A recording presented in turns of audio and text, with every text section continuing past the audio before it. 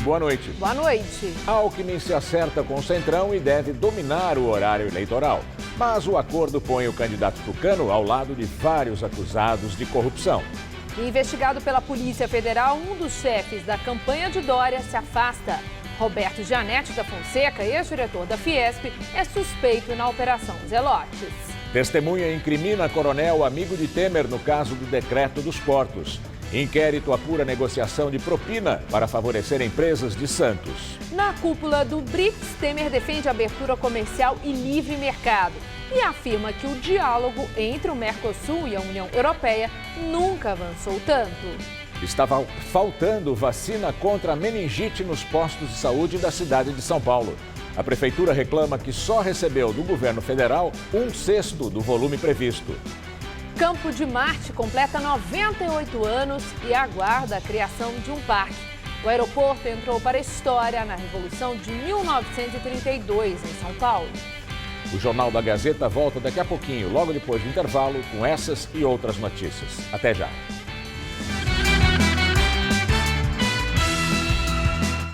Neste domingo, o entrevistado do Hora do Voto é Ciro Gomes, candidato à presidência da República pelo PDT. Hora do Voto, neste domingo, 11 da noite. Você já conhece a Educação de Jovens e Adultos? São cursos presenciais para maiores de 15 anos que querem concluir o ensino fundamental. Saiba mais no site da Prefeitura e matricule-se. Seu direito de saber é nosso dever. Eles eternizaram grandes histórias. Eles imortalizaram atores e atrizes.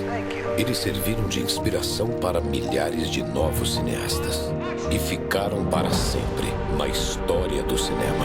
Chegou a coleção Folha Grandes Diretores no Cinema. São 30 filmes de Hitchcock, Truffaut, Fellini e muitos outros em livros DVDs por apenas R$19,90 cada. Na compra do primeiro, grátis o segundo. Todo domingo nas bancas. Colecione.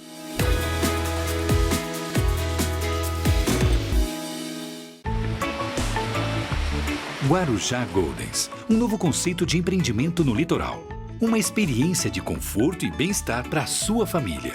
Vista deslumbrante no melhor do Guarujá. Um resort 6 estrelas para toda a sua vida. Desconto de 15% até 30/4/2018. Guarujá Goldens, para você. Tá a fim de escrever a sua própria história? Que tal dirigir a sua própria vida? Então corre pra cá, que a sua hora chegou. Bem-vindo ao Universo Casper, um lugar certo para você pensar, criar e questionar. Na Casper, razão e emoção se unem para fazer diferente, fazer melhor. E você, aceita o desafio? Tem muita coisa nova te esperando por aqui. Faculdade Casper Líbero, Vestibular 2019. Paixão por comunicação. A todo momento,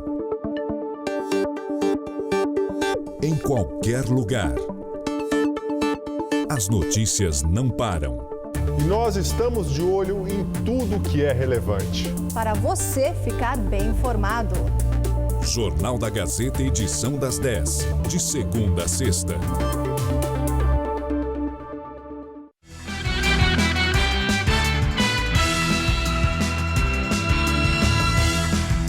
O aeroporto Campo de Marte, na zona norte de São Paulo, completou hoje 98 anos. O destino da área, que tem sido disputada pelo governo federal e o município, ainda é incerto. Quem vê tanto sobe e desce de helicópteros e aviões talvez não se dê conta de que, apesar de pequeno, o Campo de Marte chega aos 98 anos como o 5º aeroporto mais movimentado do país. Uma história que começou no dia 26 de julho de 1920, com a inauguração da pista e deste hangar aqui atrás, construídos para receber a Escola de Aviação da Polícia Militar, na época chamada de Força Pública. 12 anos depois, durante a Revolução de 1932, o Campo de Marte foi bombardeado pelas forças federais, porque pilotos baseados aqui lutaram com os paulistas contra o governo de Getúlio Vargas. Sócios antigos na década de 30 do Aeroclube de São Paulo, que foram voluntários da Força Pública como instrutores e inclusive participaram da Revolução Constitucionalista, o Camargo, por exemplo, que chegou a voar para a Força Pública na defesa dos interesses constitucionalistas na época. Após o conflito, por determinação do presidente Getúlio Vargas, a área de 2.100.000 metros quadrados passou a ser propriedade do governo federal. Uma disputa judicial entre o município e a União que se arrasta há décadas. Em 2011, o Superior Tribunal de Justiça determinou a devolução da área à prefeitura, mas o governo federal recorreu e o processo aguarda uma decisão do Supremo Tribunal Federal. 406.000 metros quadrados foram devolvidos à administração municipal no ano passado. O plano da prefeitura é criar no terreno um parque e um museu. Um projeto de 250 milhões de reais, que ainda está em estudo. O fim das operações do aeroporto chegou a ser cogitado pelo ex-prefeito João Dória. Ideia que não agrada muito por aqui. Uma aviação executiva ela tem que estar próxima do usuário, né? E se você transportar isso daqui para o interior, para Campinas ou outros lugares, ela perde a agilidade. O Campo de Marte recebe em média 70.000 pousos e decolagens por ano, com cerca de 120.000 passageiros. Os 23 hangares em operação abrigam em torno de 500 aviões e helicópteros. Também funcionam aqui pelo menos 3 unidades da FAB e o destacamento aéreo da Polícia Militar. Dezenas de empresas de táxi aéreo, manutenção, escolas de aviação com modernos aviões e simulador de voo. Há um ano, esta empresária assumiu este hangar. Ela tem 100 funcionários e já investiu 10 milhões de reais no negócio, com a certeza de que o Campo de Marte ainda terá céu de brigadeiro por muitos anos. A gente acredita que esse aeroporto ainda tem muito potencial para crescer, para oferecer serviços com muita qualidade. Polícia Federal realiza a 10ª fase da Operação Zelotes. Foram cumpridos 9 mandados de busca e apreensão em 4 estados: São Paulo, Rio de Janeiro, Rio Grande do Sul e Pernambuco, além do Distrito Federal. Lançada há mais de 3 anos, esta deve ser a última etapa de investigações sobre a corrupção no CARF, o Conselho Administrativo de Recursos Fiscais. Entre os suspeitos está Roberto Gianetti da Fonseca, ex-diretor da Fiesp. Entre os alvos estão o ex-secretário de Comércio Exterior do governo Dilma Rousseff, Daniel Godinho, e o empresário e economista Roberto Gianetti da Fonseca, presidente da Cadunas Consultoria, que funciona neste prédio no Itaim Bibi, em São Paulo. Roberto Gianetti é ligado ao PSDB, é próximo ao pré-candidato tucano à presidência da República, Geraldo Alckmin, e atuava como coordenador-geral do plano de governo do candidato João Dória, que concorre à vaga pelo Palácio dos Bandeirantes. Gianetti deixou hoje a campanha de Dória, alegando que vai se dedicar à sua defesa nas investigações da Zelote. Ele e Godinho negam qualquer irregularidade. Uma das empresas investigadas na operação de hoje é a Paranapanema, com sede aqui em Santo André, no ABC Paulista. Segundo as investigações, a siderúrgica é suspeita de corromper agentes públicos e privados para manipular julgamento no CARF e, assim, evitar o pagamento de impostos, que, somados com as multas, chegam a 650 milhões de reais. Ainda de acordo com as investigações, a Paranapanema contratou a consultoria da Caduna quando enfrentava processo no CARF. Gianetti teria recebido pagamentos de 2 milhões e 200 mil reais para favorecer a empresa. Durante a coletiva de imprensa em Brasília, o procurador Frederico Paiva levantou dúvidas sobre a prestação de serviços da consultoria do economista. Vai se alegar que a consultoria foi feita, a consultoria foi realizada, mas a gente não encontra nada, né? Uma reunião, um relatório, né? Nada concreto. Ele destacou ainda que esta deve ser a última ação policial dentro da Operação Zelotes e que as investigações serão encerradas. A primeira fase foi deflagrada em março de 2015. A operação investiga esquemas de sonegação fiscal no país. Grupos atuavam junto ao CARF, órgão ligado ao Ministério da Fazenda, para reverter ou anular multas. O esquema ilegal teria causado um prejuízo de 19 bilhões de reais aos cofres públicos e envolvia empresários, advogados, lobistas, conselheiros e ex-conselheiros do CARF.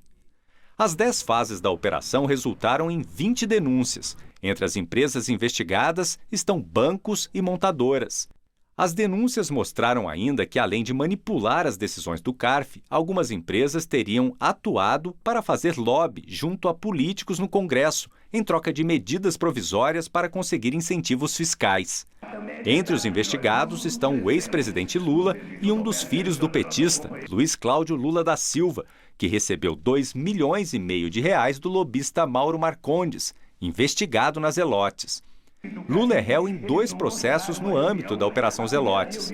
Um pela venda de medidas provisórias para beneficiar o setor automotivo e outro por atuar a favor de uma empresa sueca na aquisição de caças para a Força Aérea Brasileira.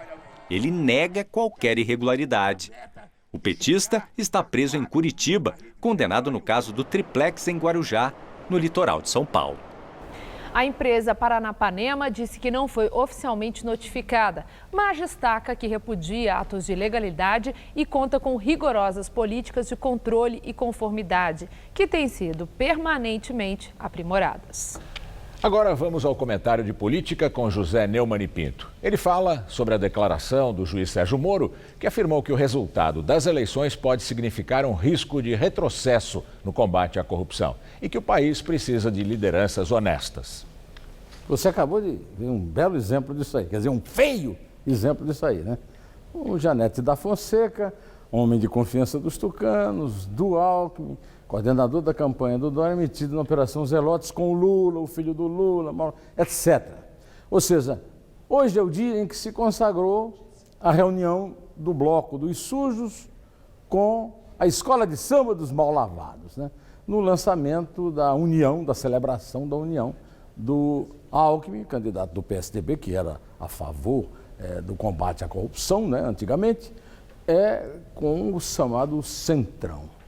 E aí, eu entendi por que ontem o juiz Sérgio Moro, num encontro lá no Estadão e na Unibis, na da reconstrução do Brasil, num fórum, disse claramente que é bastante decepcionado, frustrado e muito preocupado com a eleição presidencial.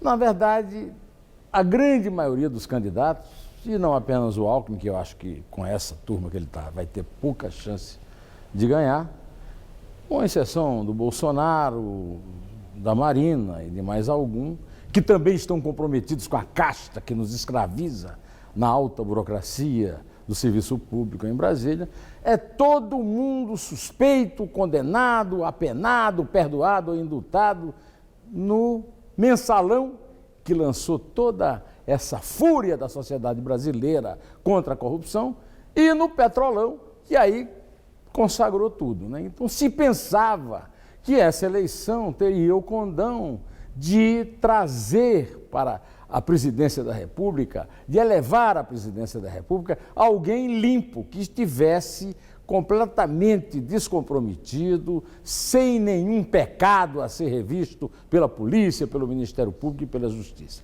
O que nós vemos é exatamente o contrário. Nós vemos uma reunião de combatentes contra o combate à corrupção, de políticos sujos, mal lavados, condenados, execrados e cuspidos pela opinião pública, que não configuram a imagem do presidente que se esperava, dos governadores também, que seria alguém completamente isento, independente, sem ligações no passado e sem suspeitas a superar. Bom, este infelizmente é o nosso destino.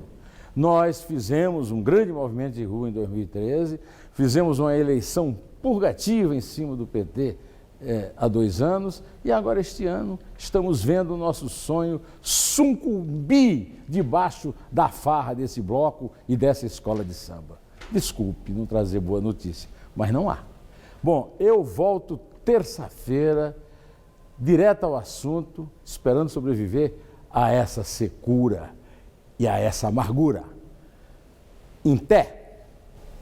Daqui a pouco, Maria Lídia Flandre entrevista o ex-governador de São Paulo, Cláudio Lembo, do PSD, sobre as eleições.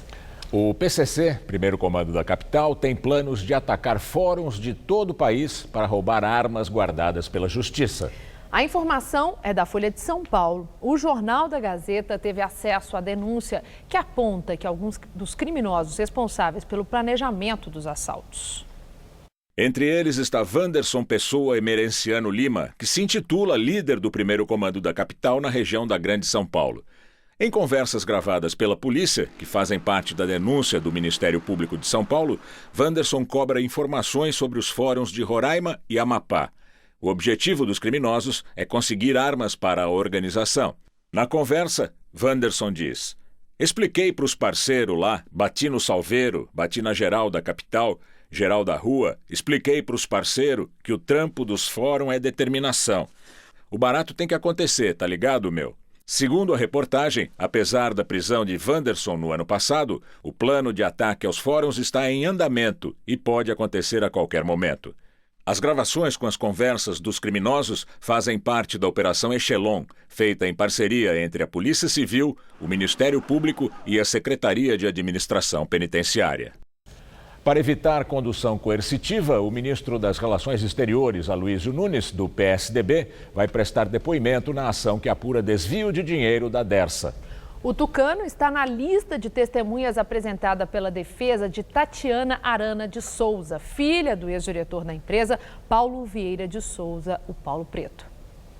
Em 13 de julho, a juíza da 5ª Vara Criminal Federal de São Paulo, Maria Isabel do Prado, afirmou que, apesar de Aloysio Nunes ter recebido ofício no gabinete para que escolhesse uma data para ser ouvido, não houve resposta. Por isso, segundo a juíza, a prerrogativa legal do ministro escolher um dia para depor não poderia prevalecer. Ele deveria ser intimado para falar em data e horário definidos pela Justiça, sob pena de condução coercitiva. Ontem, a magistrada proferiu uma nova decisão em que sugeriu que Aloysio Nunes preste depoimento no dia 9 de agosto. É o mesmo dia em que Paulo Preto vai depor. Em nota, o ministro afirmou que desconhece a intimação, pois está em missão diplomática fora do Brasil, desde o último dia 14 de julho. Quando retornar ao país no início de agosto, vai informar a juíza Maria Isabel do Prado a data em que irá comparecer ao tribunal. A Dersa Estatal Paulista administra obras viárias em São Paulo e está no foco dos investigadores. O Ministério Público Federal apura um esquema de corrupção parecido com a Petrobras. Paulo Preto, ex-diretor da Dersa, é acusado de desviar R$ 7.700.000 de desapropriações do Rodoanel Sul entre 2009 e 2011. Aloysio Nunes é apontado como padrinho político dele. Na Lava Jato, o ex-dirigente da Dersa é acusado de ser o operador de propina do senador José Serra, também do PSDB. Os dois são alvos de um inquérito no Supremo e negam todas as acusações. De acordo com o jornal O Globo, a Polícia Federal sabe que ao menos 3 testemunhas confirmaram a ligação entre a empresa do Coronel Lima, amigo do presidente Michel Temer, e a Rodrimar. Com essas informações, já seria possível traçar a rota da suposta propina entregue a Temer. O inquérito dos portos investiga se o presidente favoreceu a Rodrimar ou outras empresas por meio de um decreto que prorrogou o prazo de concessões do setor portuário. Segundo o jornal O Globo, no último dia 17, Gabriel de Carvalho Jacinto admitiu à polícia que abria empresas inativas para vendê-las a empresários brasileiros e que entregou uma delas à Elilande do Brasil, a empresa do Coronel Lima, a Argeplan. A polícia descobriu a existência de um contrato que teve duração de 10 anos entre a Elilande do Brasil e a Rodrimar. Jacinto contou que entregou o controle da Elilande a um sócio do Coronel, o empresário Carlos Alberto Costa. Nas buscas realizadas na Operação Scala, deflagrada no fim de março, a Polícia Federal encontrou papéis da Rodrimar e do Porto de Santos na casa de Costa. A reportagem afirma que Jacinto saiu formalmente da Elilande no ano de 2000 e indicou Almir Martins para administrar a empresa. Martins é contador de Costa na Argeplan e já atuou em campanhas eleitorais de Michel Temer em 1994, 98, 2002 e 2006. Em maio, ele disse à Polícia Federal que a Eliland somente possuía contrato com a empresa Rodrimar. O presidente Temer nega ter beneficiado a Rodrimar e ter recebido propina da empresa. Depois de muita articulação política, partidos do chamado Centrão definiram apoio à candidatura de Geraldo Alckmin, do PSDB, na disputa presidencial. À mesa, durante o evento em Brasília, os líderes do bloco, formado por 5 partidos, DEM, PP, PR, PRB e Solidariedade, bateram um martelo pelo tucano. Seria fácil vir para um pré-candidato se eu estivesse em primeiro lugar, se eu tivesse disparado nas pesquisas, mas não. Estão vindo por convicção de que nós temos que estar juntos. Mas antes do consenso em torno de Geraldo Alckmin, o bloco quase rachou. Uma parte do chamado Centrão tentou costurar alianças com Bolsonaro, do PSL, também com Ciro Gomes, do PDT. E uma outra ala chegou a conversar com o PT, do ex-presidente Lula. O Centrão começou a ser articulado em 2015 pelo deputado cassado Eduardo Cunha, que está preso. Tinha 12 partidos, os chamados nanicos, que juntos somavam quase 200 deputados. O bloco foi fundamental para barrar na Câmara as 2 denúncias contra o presidente Michel Temer. Em troca, cobrou a liberação de mais emendas e cargos no governo. Junto com o apoio, o Centrão entrega a Geraldo Alckmin preciosos minutos na televisão, numa campanha eleitoral que será mais curta, de apenas 35 dias no primeiro turno. O TSE ainda vai estabelecer os tempos dos partidos e coligações. Um dos critérios será o tamanho das bancadas na Câmara. O PSDB sozinho teria cerca de 6 minutos por dia. Com o Centrão, terá quase 15 minutos a mais. A estimativa é de que a chapa de Alckmin pode abocanhar quase 40% do tempo total da propaganda de TV. Espaço garantido, porém ainda sem vice. O empresário Josué Gomes, do PR, o preferido do bloco, não aceitou a vaga, alegando questões pessoais. Com dificuldade para chegar a um acordo, líderes do Centrão pensam em fazer uma lista com nomes de cada legenda para Alckmin escolher. O DEM abriu mão de indicar o vice. É que o líder do partido, o deputado Rodrigo Maia, que vai tentar a reeleição, já garantiu em troca da aliança o apoio dos tucanos para continuar na presidência da Câmara no ano que vem. O Solidariedade defende o nome de Aldo Rebelo para vice de Alckmin. O ex-ministro de Lula e Dilma trocou o PCdoB pela legenda de Paulinho da Força. Já o PP, o maior partido do Centrão, quer indicar a vice-governadora do Piauí, Margarete Coelho. Considera que, por ser mulher e nordestina, ela poderia agregar mais aliados ao tucano na disputa pelo Planalto. Agora o comentário de Josias de Souza, direto de Brasília. A exibição das cenas do casamento de Geraldo Alckmin com o Centrão deveria ser precedida de um aviso: tire as crianças da sala. As imagens são chocantes. Exibem um presidenciável delatado pela Odebrecht, rodeado de investigados e denunciados. Ciro Petrolão Nogueira, do PP, Paulinho, Operação Registro Espúrio da Força, do Solidariedade, Marcos Grampo, da JBS Pereira, do PRB. Antes de encostar os prontuários em Alckmin, o Centrão negociou seu tempo de rádio e de TV com outros candidatos. Juntos ou separadamente, os partidos flertaram com Lula, Ciro Gomes e Jair Bolsonaro. Seja qual for o resultado das urnas, o Centrão chegará a 2019 unido. A favor de tudo e contra qualquer outra coisa, o grupo só não abre mão de sua eterna proximidade com os cofres públicos. Alvo de inquérito no Supremo, Rodrigo Maia, do DEM, enviou dos Estados Unidos uma carta abrindo mão de sua candidatura presidencial. E Alckmin cuidou de mandar um abraço fraterno para outro ausente, o ex-presidiário do Mensalão, Valdemar Costa Neto, representado no ato por um preposto do PR. É como se Alckmin depois de virar as costas para Aécio Neves e de tomar distância de Michel Temer, fugisse do mau cheiro abraçado a um gigantesco gambá. Boa noite. O doleiro Carlos Alexandre de Souza Rocha, conhecido como Ceará, disse hoje em depoimento à Polícia Federal que um dos principais delatores da Operação Lava Jato, o também doleiro Alberto Youssef, trabalhou para o narcotraficante Luiz Carlos da Rocha, o Cabeça Branca. O doleiro Ceará foi preso pela Polícia Federal em maio após deflagração da Operação Efeito Dominó contra a lavagem de dinheiro e o tráfico de drogas. Em depoimento à Polícia Federal que o site UOL teve acesso, o Ceará voltou a afirmar que Alberto Youssef, um dos principais delatores da Lava Jato, trabalhava desde 1992 para o narcotraficante Luiz Carlos da Rocha, o Cabeça Branca, conhecido como embaixador do tráfico internacional de drogas. De acordo com o depoimento de Carlos Alexandre de Souza Rocha, Youssef não mencionava as relações com o narcotraficante e evitava contato direto com ele, mas que tinha uma conta corrente direta com o Cabeça Branca, que era apelidado de Rock ou Lutador, referência ao personagem vivido por Sylvester Stallone nos cinemas. Alberto Youssef firmou um acordo de delação premiada com a Lava Jato e teve todas as penas contra ele suspensas, em troca de informações que pudessem ajudar nas investigações sobre corrupção. Ele não mencionou a suposta ligação com o traficante Cabeça Branca e, se ficarem comprovadas as denúncias de Ceará, ele pode ter o acordo suspenso, segundo a Procuradoria-Geral da República.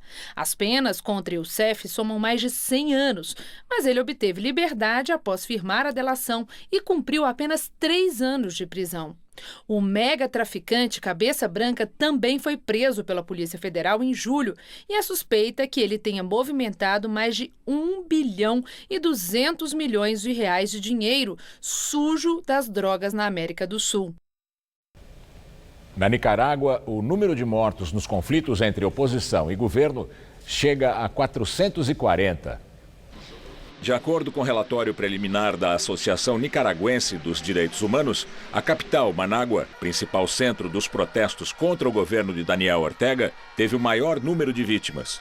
As manifestações contra Ortega, no poder desde 2007, começaram em 18 de abril, depois de um decreto de reforma da Previdência Social. O projeto foi retirado, mas os protestos continuaram e foram violentamente reprimidos. A investigação sobre o assassinato da estudante brasileira Rainéia Gabriele Lima, de 30 anos, continua. O namorado dela, que estava no carro que foi metralhado, é considerado uma testemunha importantíssima para o caso, mas está desaparecido. O presidente Michel Temer falou sobre o caso e afirmou que o governo brasileiro está em contato com as autoridades nicaragüenses e que providências estão sendo tomadas diariamente para esclarecer o caso.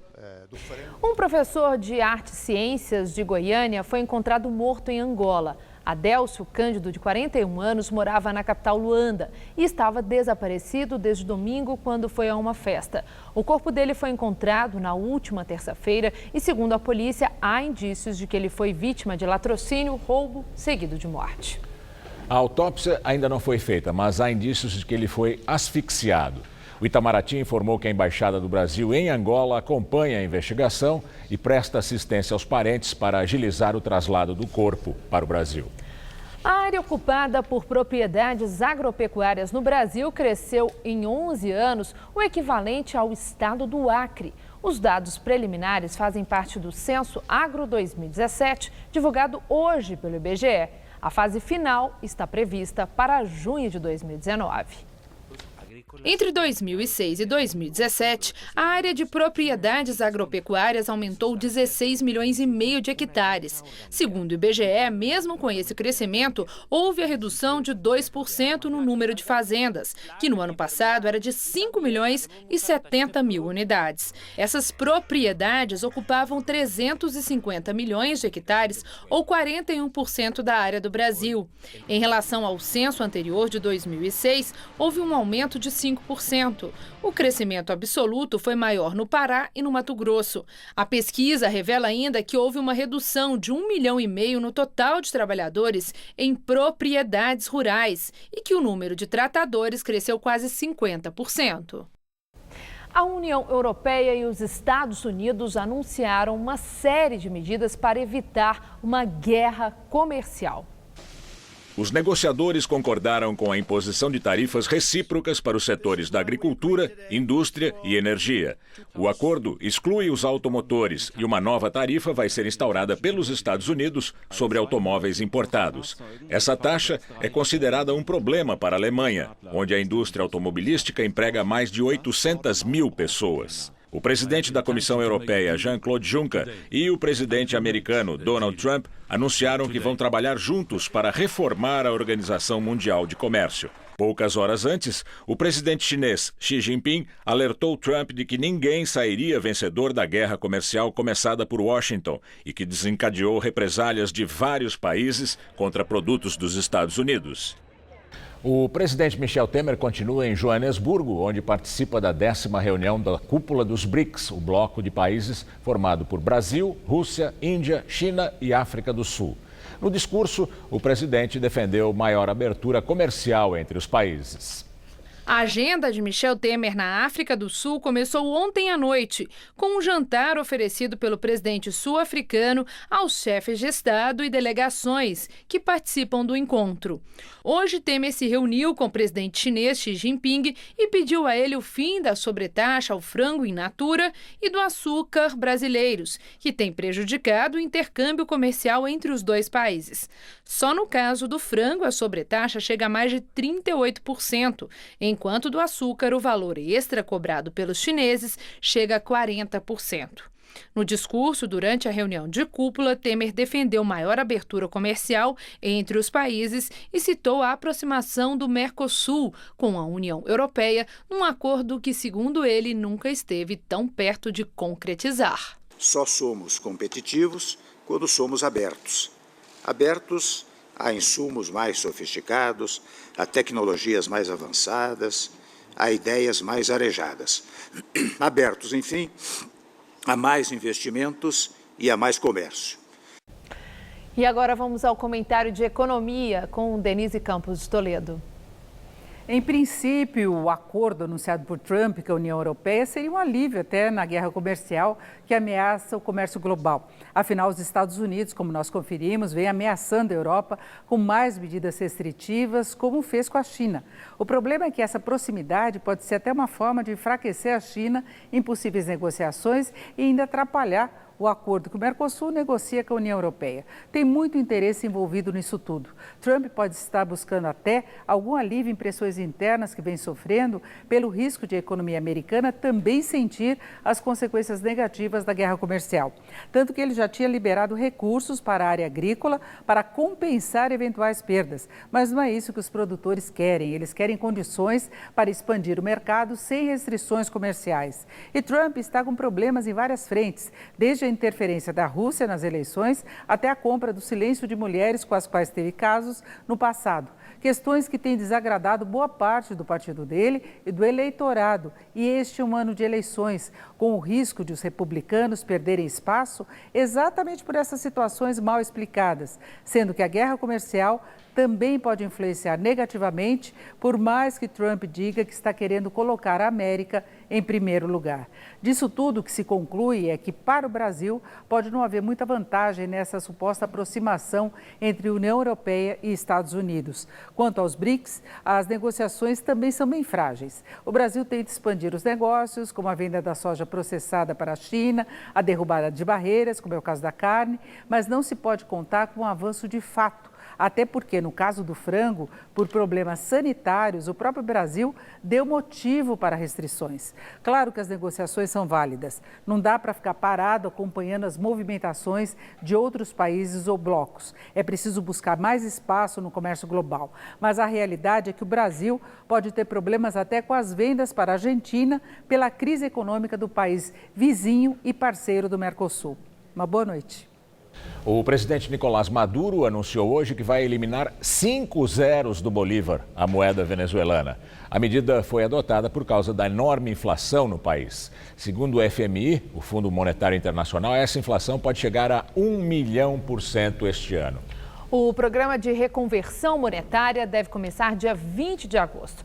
A nova moeda da Venezuela vai ser ancorada no dinheiro digital Petros, lançado recentemente. O Reino Unido anunciou hoje a liberação do uso medicinal da maconha. Os britânicos agora podem usar óleos e extratos com canabidiol, mas só com receita médica. A decisão de permitir o uso médico de produtos derivados da maconha foi tomada depois que um menino com epilepsia teve vários medicamentos com maconha confiscados no aeroporto de Londres. Só vão ser atendidos pacientes com uma necessidade clínica excepcional. Canadá, Israel, Peru e Uruguai também permitem tratamento para diversas doenças com a erva, vendida em farmácias especializadas ou medicamentos à base de maconha. As ações do Facebook despencaram na Bolsa de Nova York depois da previsão menor de lucro na empresa. As ações abriram em queda de quase 20%, o que reduziu o valor de mercado da companhia na bolsa em cerca de 124 bilhões de dólares. A queda se deve aos escândalos de privacidade que abalaram a reputação e a confiabilidade da rede social no mundo.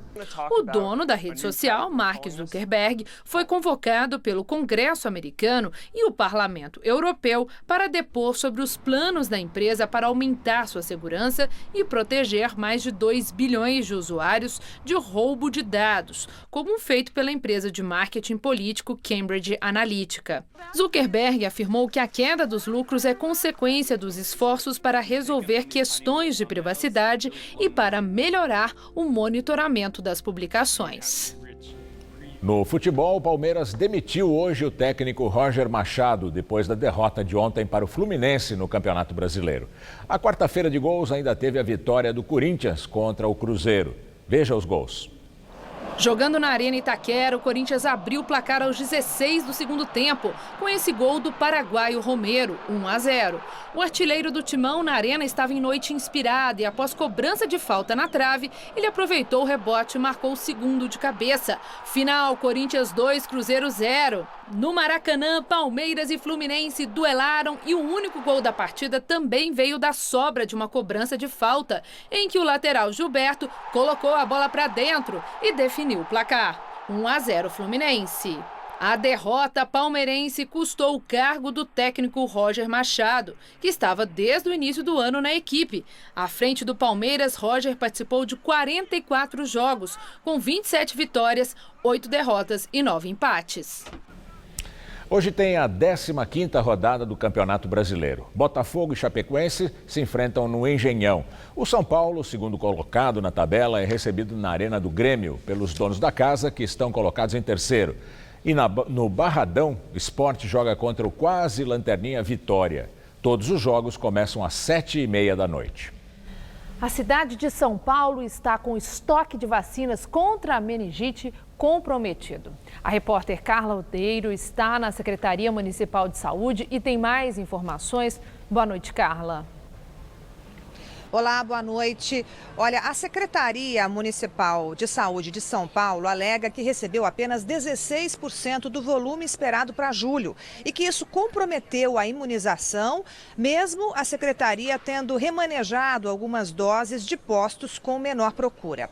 Já a Prefeitura de Guarulhos diz que também recebeu bem menos e que não tem mais vacina contra a meningite no estoque. Bem, o problema, segundo o Ministério da Saúde, foi com o fabricante da vacina, que é a Fundação Ezequiel Dias, que fica em Belo Horizonte e que teve dificuldades na produção. A meningite é uma inflamação nas membranas que envolvem parte do cérebro. É uma doença que pode deixar sequelas graves, entre elas a paralisia e a surdez. O Ministério da Saúde garante que a distribuição será normalizada em agosto e que a vacina voltará a ficar disponível em todos os postos da rede pública. E hoje, sociedades médicas brasileiras lançaram um manifesto para alertar a população sobre a necessidade da imunização das vacinas. Isso diante da real possibilidade, segundo os médicos, do retorno da poliomielite e do sarampo no Brasil. Bem, a campanha nacional de vacinação contra a polio e o sarampo acontece no mês que vem, de 6 a 31 de agosto. Outra doença que preocupa é a cachumba, cujos casos continuam crescendo apesar da vacina. E uma das explicações é a queda na cobertura vacinal. No Brasil, segundo a ONU, a quantidade de crianças que receberam a segunda dose caiu de 77% em 2016 para 41% no ano passado. O estado de São Paulo registrou vários surtos nos últimos 2 anos. A cachumba causa um inchaço na região do pescoço, nas glândulas salivares. E também pode causar dor e febre. É uma doença contagiosa e as complicações mais graves são inflamação no pâncreas e no sistema nervoso. É com vocês no estúdio. E esse aqui é um dos meses de julho mais secos de toda da cidade de São Paulo desde 1961. E parece que até o fim de semana vai continuar assim. Pois é, Gaberini, hoje faz 100 dias que não chove para valer aqui na capital. Até agora só tivemos chuviscos. Vamos ver em detalhes a previsão para o Brasil e o estado de São Paulo com Mariana Armentano.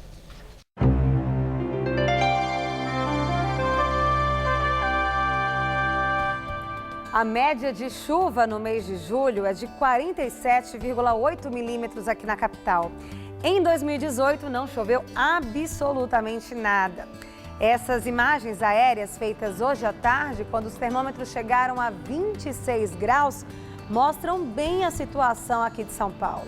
Céu sem nuvens, ou seja, sem chances de chuva. E lá no horizonte, uma faixa mais escura mostra a presença da poluição.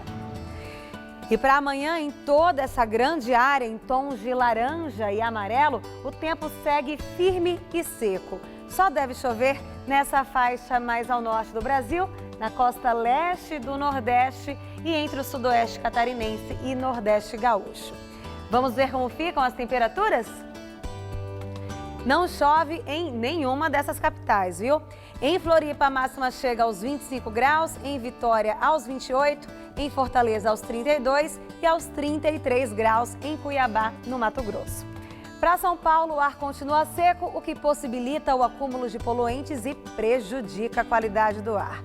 O sol brilha forte entre pouquíssima nebulosidade e as temperaturas disparam, chegando aos 31 graus em Votuporanga e em Presidente Prudente e aos 32 em Presidente Bernardes. Mais ao leste, teremos máxima em torno dos 28 graus em Campinas e em Sorocaba. E a capital não escapa desse calor fora de época não, viu? Nessa madrugada, teremos mínima de 13 e máxima amanhã à tarde na casa dos 28 graus. Aí no sábado e no domingo, os termômetros à tarde batem na marca dos 29 graus. Nem dá para acreditar que estamos em pleno inverno. Verdade. A análise do cenário político nacional na entrevista do dia com Maria Lídia Flandoli. Hoje, o Jornal da Gazeta recebe o ex-governador de São Paulo, Cláudio Lembo, jurista e professor de Direito Constitucional da Faculdade de Direito da Universidade Presbiteriana Mackenzie. Muito obrigada, professor, por estar conosco. Eu vi uma referência sua ao cenário político nacional.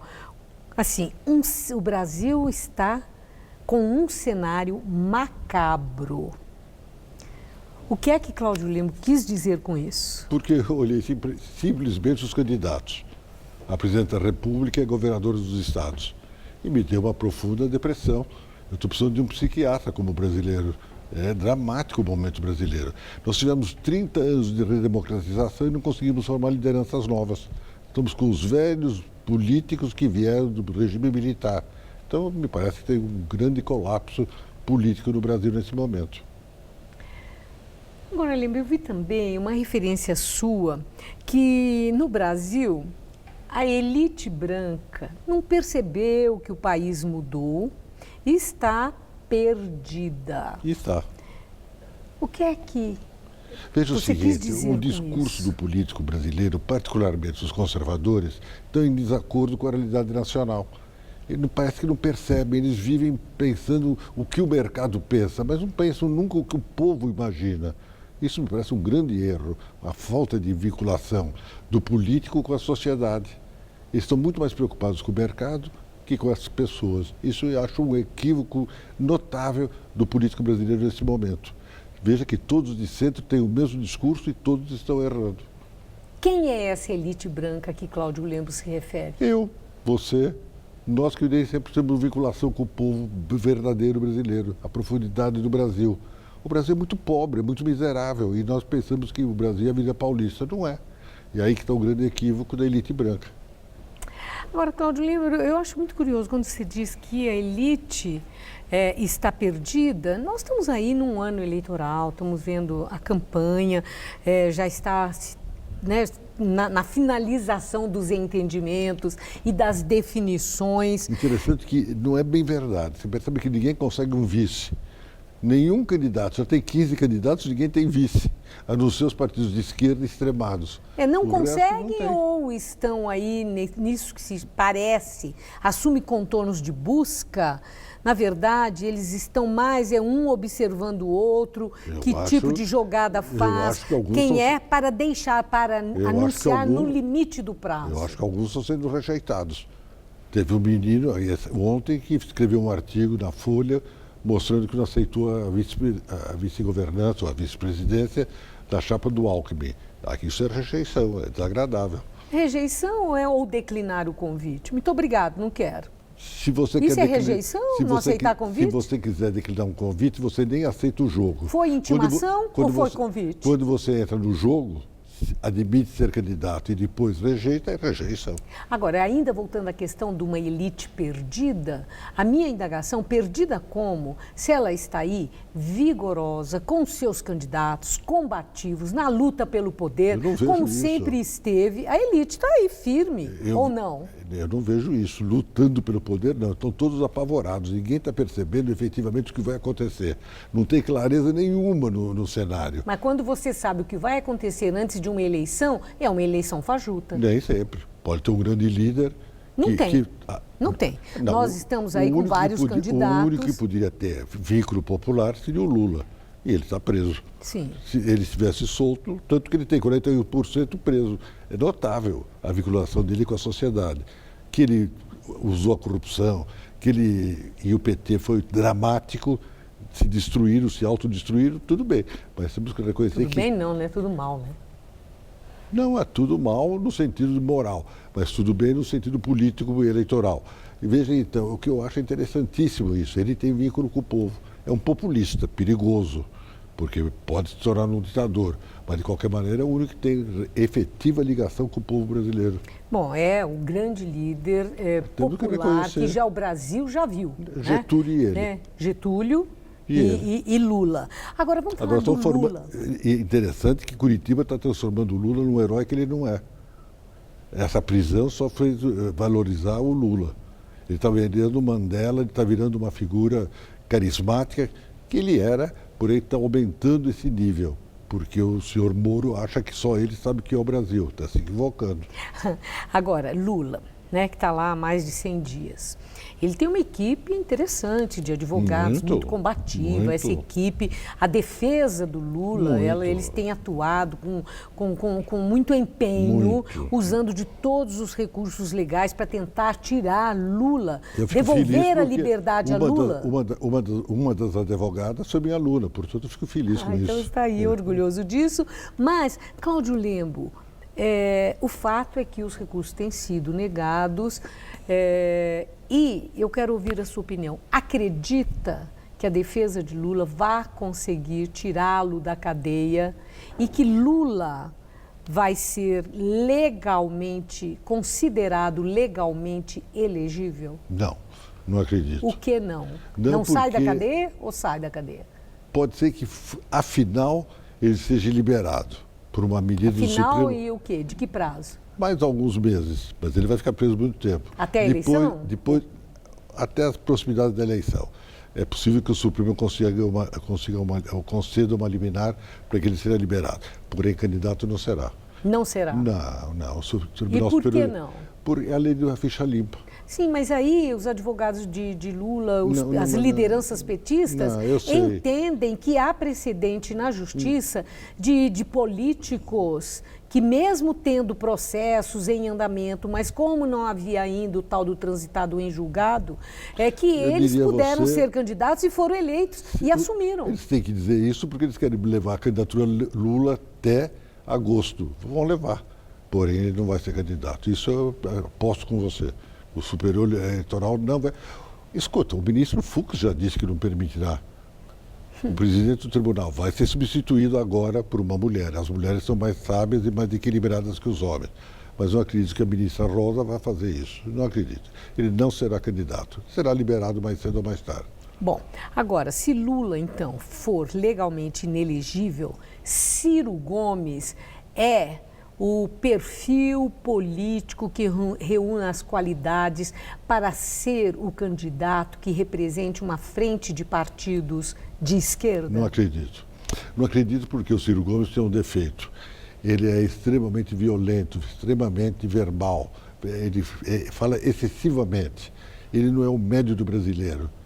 Ele é o senhor tipicamente do Nordeste. Ele é um típico homem do Nordeste que manda. Está acostumado a mandar na terrinha dele, na cidadezinha dele, e isso não vai acontecer no Brasil. E há uma rejeição no Brasil a esse perfil? Eu acredito que sim. É uma opinião pessoal. E o fato de ele falar o que pensa com o vigor com que fala e cometer os excessos verbais que comete, isso o outro candidato que tem certa semelhança nesse sentido, que é o Bolsonaro, de falar, de proferir frases de impacto, etc., está muito bem colocado nas pesquisas de preferência de voto. Se o Lula não concorre, o Bolsonaro está lá em primeiro lugar. O eleitor brasileiro gosta de falastrão? Gosta do tipo que apareça às vezes, mas não vota nele afinal. Veja, o Ciro e o Bolsonaro têm o mesmo defeito, violência de gênero. Agride as mulheres gratuitamente. Você acha que as mulheres vão votar no Bolsonaro ou no Ciro? Não acredito, não imagino. A maioria do eleitorado brasileiro que é feminino não votará neles. Certo. E o PSDB? É hoje um dia importante para o PSDB, aquele grupo de partidos que é chamado aí do Centrão, o blocão de partidos do centro-direita, etc., esse grupo formalizou o apoio à candidatura de Geraldo Alckmin. Alckmin ganhou com isso uma perspectiva de subir nas pesquisas e ser mais competitivo do que vinha sendo até agora? Acredito que sim. A televisão é importante no Brasil. Ainda é o grande veículo de comunicação. A internet, eu acho que é muito acessória ainda, não criará opinião pública. Porém, o Geraldo precisa falar. Se os outros falam demais, ele fala de menos.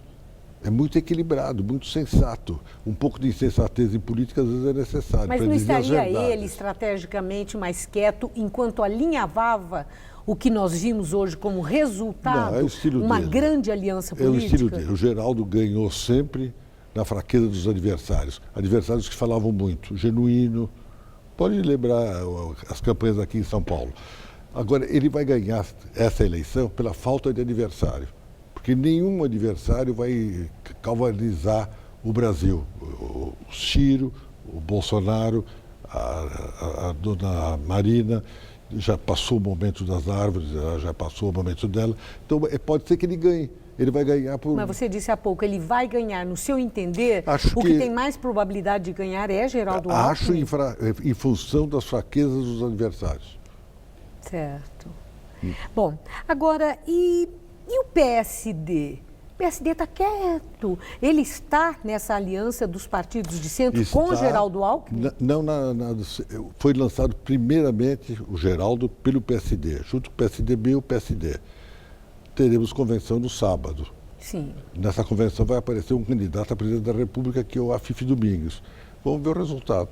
Eu imagino... Quer dizer, o Afif ainda é o pré-candidato do PSD. Agora, dia 28, né? Sábado próximo, No próximo sábado, o PSD vai definir se a Afif é o candidato ou se apoia o Geraldo Alckmin. Isso. Nesse momento, e, no seu entender, existe uma tendência no partido? É difícil responder, porque urna é algo sempre interrogatório. Mas eu creio que o Geraldo será o vencedor. Será, acredita isso, certo. Bom, faltando pouco mais de 2 meses para as eleições.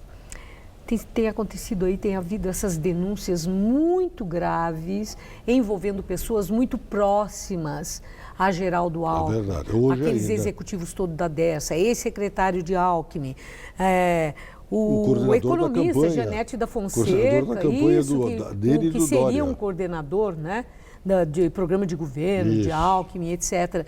E isso pode ser demolidor para a candidatura de Alckmin? Eu acho que faltando tão pouco tempo para Eu acho que o adjetivo é exagerado, demolidor.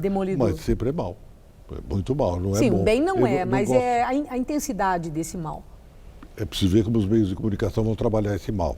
Se foi claro e efetivo isso que aconteceu, vai ter efetivamente resultados demolidores. Pode ser até demolidores, mas é cedo para dizer.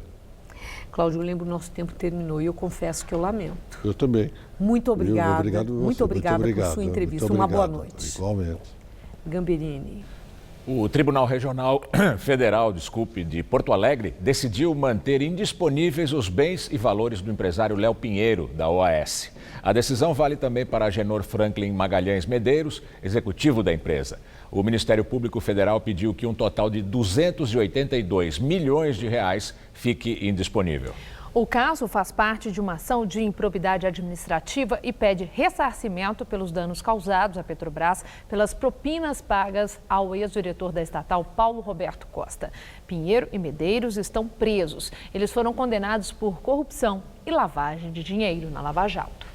A Equatorial Energia fez o lance único no leilão da Bolsa de Valores de São Paulo e arrematou a Companhia de Energia do Piauí, a Cepisa. A distribuidora é a primeira de 6 empresas estatais, a Eletrobras, que o governo Temer quer privatizar. Foi mantida a previsão do próximo leilão de distribuidoras para 30 de agosto.